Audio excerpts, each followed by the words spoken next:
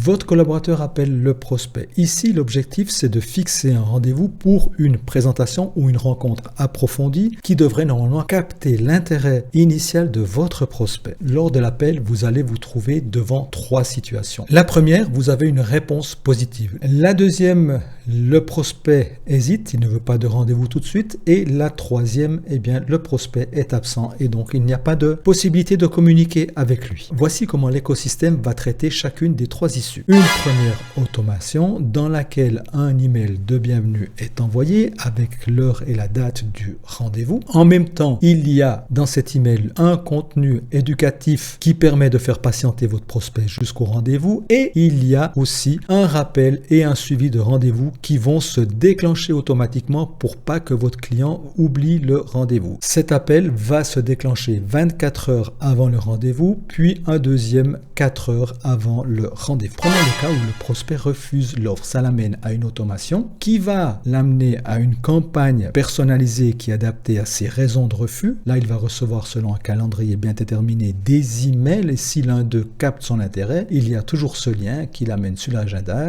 où là, il peut prendre le rendez-vous, qui l'amène à l'automation pour le prochain rendez-vous. Entrons dans la 4e phase d'automation. Grâce à elle, dites adieu aux tâches chronophages et indispensables qui dévorent tout votre temps. Fini les distractions opérationnelles qui freinent votre croissance. Avec un simple clic, vous allez automatiser toutes les fonctions essentielles, vous libérant du temps pour vous concentrer pleinement sur l'expansion de votre business. C'est rapide, efficace et ça garde vos efforts concentrés sur la vente. Passons maintenant à la campagne de satisfaction. Après chaque interaction, l'écosystème envoie un formulaire de satisfaction au client. On aimerait savoir finalement pourquoi il a refusé l'offre. Cette enquête de satisfaction amène chez Google My Business où là, vous allez être noté avec des étoiles. Si maintenant il y a entre 1 et 3 étoiles, ça veut dire que le client n'est pas satisfait et à partir de là, on voudra savoir pourquoi il n'est pas satisfait. Donc on va l'appeler ou alors on va lui envoyer un email ou un formulaire. Et puis, s'il y a 4 ou 5 étoiles, eh bien là, ça veut dire que votre client est super content et là, justement, il faut profiter d'aller dans la campagne de recommandation. Avec cette campagne de recommandation, il va être encouragé à partager son expérience sur les réseaux sociaux et avec ses propres abonnés, ce qui va vous amener de nouveaux clients sans devoir dépenser